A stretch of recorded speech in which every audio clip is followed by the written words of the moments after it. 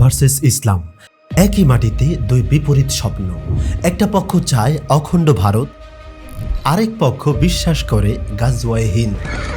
একদিকে হাদিসের ভবিষ্যৎবাণী মুসলমানদের চূড়ান্ত বিজয়, অন্যদিকে হিন্দুত্ববাদীদের উগ্র পরিকল্পনা সব দখলে নেওয়ার খেলা। শেষ পর্যন্ত বিজয় কার, ইসলাম না উগ্র হিন্দুত্ববাদীদের? আজকের ভিডিওতে এক্সপ্লেইন করব এমন কিছু বাস্তবতা যা শুনলে আপনি চমকে উঠবেন, ভাববেন আর চোখ মেলবেন এক নতুন দৃষ্টিতে। গাজওয়ায়ে হিন্দ এটি কোনো সাধারণ যুদ্ধের নাম নয়, বরং এটি এমন এক ঐশী ভবিষ্যৎবাণীকৃত যুদ্ধ যেখানে মুসলমানরা বিজয়ী হবে এবং ভারত সহ পার্শ্ববর্তী অঞ্চলে ইসলামী শাসন প্রতিষ্ঠিত হবে। এই যুদ্ধ নিয়ে বহু হাদিসে ইঙ্গিত পাওয়া যায়। এটি শুধু যুদ্ধ নয়, বরং মুসলিম ইতিহাসের এক গুরুত্বপূর্ণ অধ্যায়। 2023 সালের 28 মে ভারতের প্রধানমন্ত্রী নরেন্দ্র মোদী নতুন সংসদ ভবনের উদ্বোধন করেন, আর সেই ভবনের মূল লবিতে স্থাপন করা হয় একটি বিশাল মানচিত্র, যেটিকে বলা হয় অখণ্ড ভারত। এই মানচিত্রে বোঝানো হয়েছে একদিন ভারত আবার একত্রিত হবে। পাকিস্তান, বাংলাদেশ সহ পুরো উপমহাদেশ মিলিয়ে একটি দেশ হবে এবং সেই রাষ্ট্রের নেতৃত্বে থাকবে হিন্দুত্ববাদী শক্তি, যার মুখ্য ব্যক্তি হতে পারেন স্বয়ং নরেন্দ্র মোদী। এখন প্রশ্ন দাঁড়ায়, এই উপমহাদেশের ভবিষ্যৎ মালিকানা কার হাতে যাবে, হিন্দুদের নাকি মুসলমানদের? এই প্রশ্নের উত্তর আমরা পাই হাদিস শরীফে।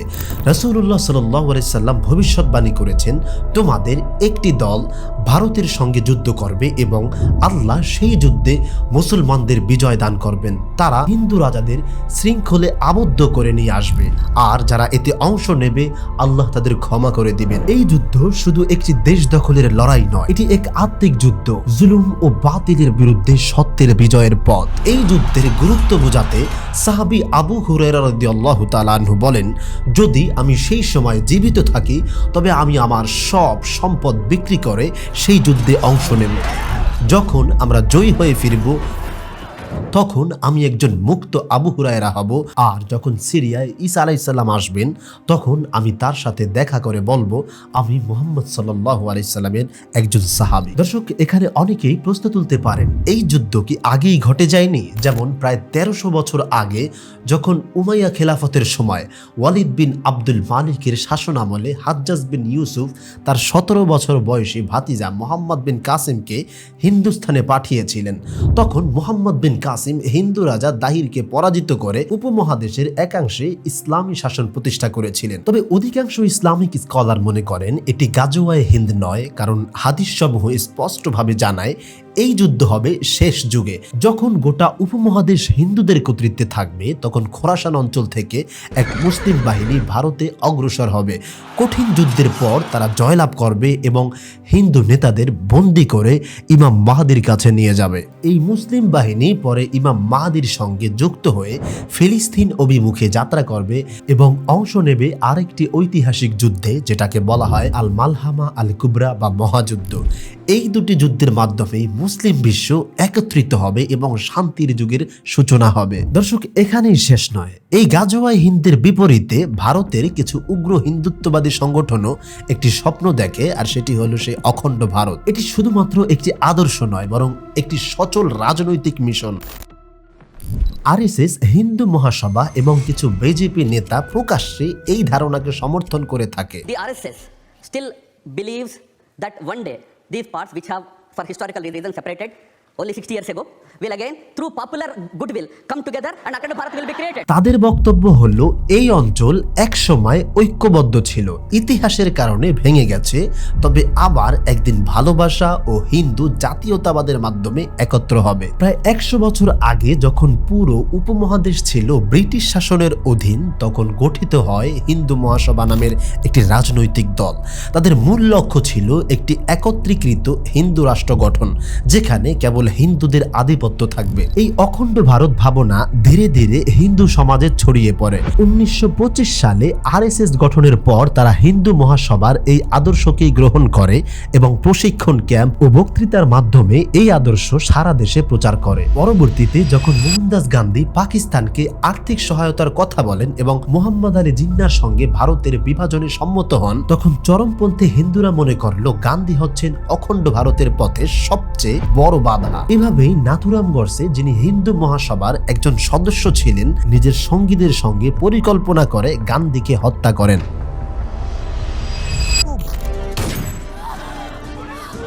তাদের মতে গান্ধী মুসলমানদের পক্ষে অবস্থান নিয়ে হিন্দু স্বপ্ন ধ্বংস করেছেন। গডসের মৃত্যুর পর তার ছাই সংরক্ষণ করে রাখা হয়। ঘোষণা দেওয়া হয়, যতদিন না অখণ্ড ভারতের স্বপ্ন পূর্ণ হবে ততদিন এই ছাই বিসর্জন দেওয়া হবে না। ভারতের স্বাধীনতার পর দীর্ঘ 55 বছর কংগ্রেস দল ক্ষমতায় ছিল, কিন্তু সময়ের সঙ্গে সঙ্গে আরএসএস রাজনৈতিকভাবে সক্রিয় হয় এবং তারা বিজেপিকে পূর্ণ সমর্থন দিতে শুরু করে। এরপরে কংগ্রেসের পতন ঘটে এবং বিজেপি ক্ষমতায় আসে। বিজেপি একটি কট্টর হিন্দুত্ববাদী দল, যাদের রক্তের প্রতিটি কণায় মিশে আছে অখণ্ড ভারতের স্বপ্ন। তারা ক্ষমতায় এসে মুসলমানদের উপর নানান নির্যাতন শুরু করে। হিজাব নিষিদ্ধ করা, মুসলমানদের ঘরবাড়ি ও দোকান ভেঙে ফেলা, এমনকি মুসলিমদের জমি জবরদখল, এসবই সেই পরিকল্পনার বাস্তব রূপ। তারা ধাপে ধাপে এগিয়ে যাচ্ছে সেই পুরনো মিশনের দিকে, ভারতবর্ষে কেবল হিন্দুদের আধিপত্য কায়েমের দিকে।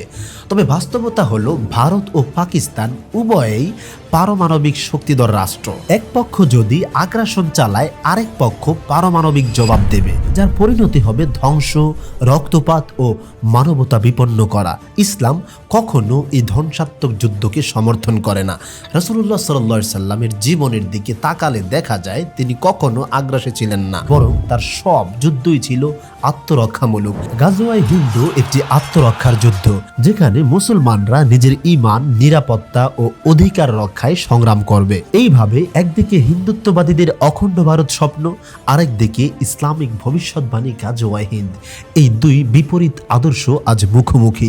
ইতিহাসের চাকা ঘুরছে এবং ভবিষ্যতের নিয়ন্ত্রণ কার হাতে যাবে তা ঠিক করবেন মহান আল্লাহ। তবে ইতিহাস বারবার প্রমাণ করেছে, যারা জুলুম করে একসময় তারাই ধ্বংস হয়, আর যারা সত্য ও ইনসাফের জন্য দাঁড়ায় বিজয় একসময় তাদেরই হয়। দর্শক, এই ভিডিও থেকে আমরা কি জানলাম? প্রথমত, গাজওয়ায়ে হিন্দ কি এবং কেন এটি মুসলিম ইতিহাসে গুরুত্বপূর্ণ। দ্বিতীয়ত, অখণ্ড ভারত নামক হিন্দু উগ্র আদর্শের প্রকৃতি এবং এর বাস্তবতা। তৃতীয়ত, আমাদের জন্য প্রয়োজন সত্যকে চিনে নেওয়া, হক পথে চলা এবং ফিতনা থেকে সতর্ক থাকা। প্রিয় দর্শক, ভিডিওটি ভালো লাগলে লাইক বাটনে ক্লিক দিয়ে কমেন্ট অপশনে জানাতে পারেন গাজওয়াতুল হিন্দ সম্পর্কে আপনার ভাবনা কি।